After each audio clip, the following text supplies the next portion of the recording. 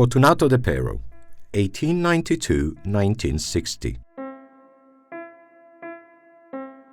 Plowing, 1926, signed bottom left. Oil on canvas, 143 by 87.5 centimeters. Longer side is horizontal. Wooden frame, very thin, blue in color. The painting portrays a farmer and an ox plowing a field. Behind them are 3 trees similar to pines and 2 small birds in flight. In the background, in the sky, a huge rainbow with overlapping arches stands out. The overall effect is not realistic, since all the figures and the landscape are depicted with geometric shapes. Thus nature, the man, and the animals seem as though assembled with building blocks. The title suggests the act of plowing a field, even though there is no actual plow in the picture. The protagonists of this painting are the ox at the center and the man appearing to its right.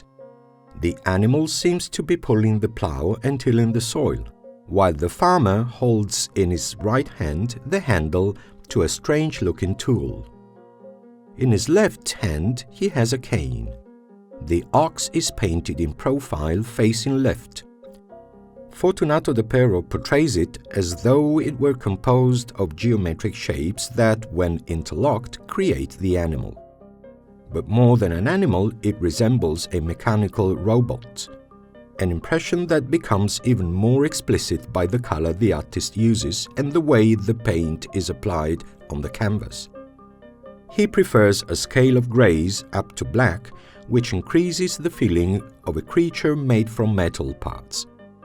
Moreover, the ox's nostrils give off light gray smoke that creates small clouds, while from its mouth we see a jet of blue water conical in shape as it hits the ground, as though watering the field.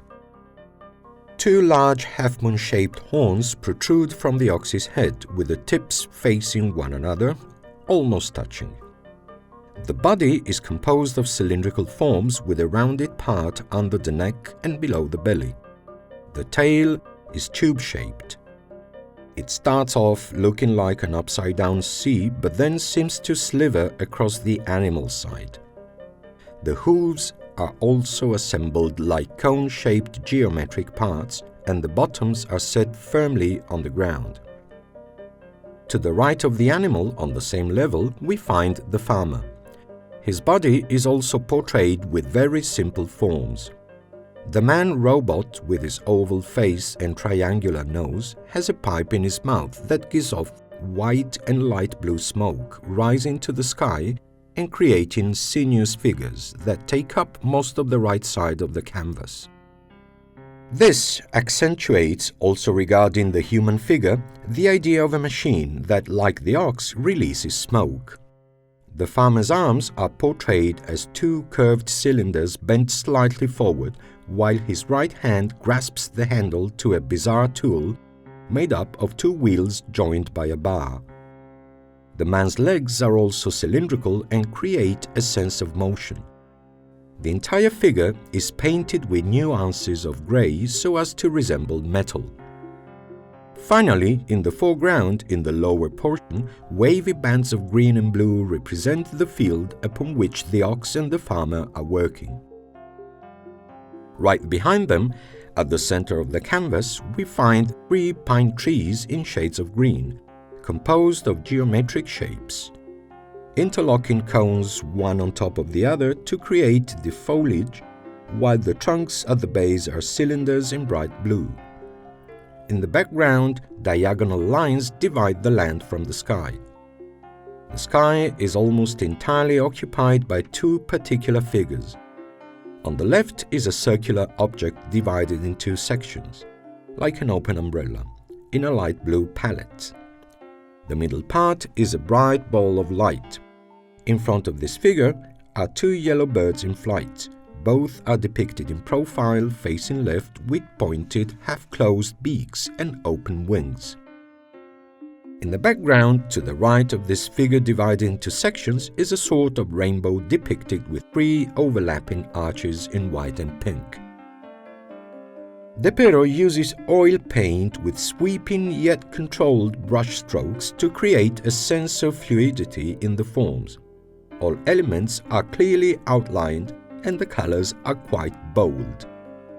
The work from 1926 underlines the futurist artist's passion for machines, technology, and all the changes underway during those years. Fortunato DEPERO was an important artist associated with futurism. In 1915, his experiments on plastic complexes can be found in the futurist reconstruction of the Universe Manifesto, which projected futurism into life beyond painting and sculpture and towards the applied arts. In fact, he was a painter, sculptor, designer, illustrator, stage and costume designer, and creator of many advertising posters, including, among his most famous, those for Campari.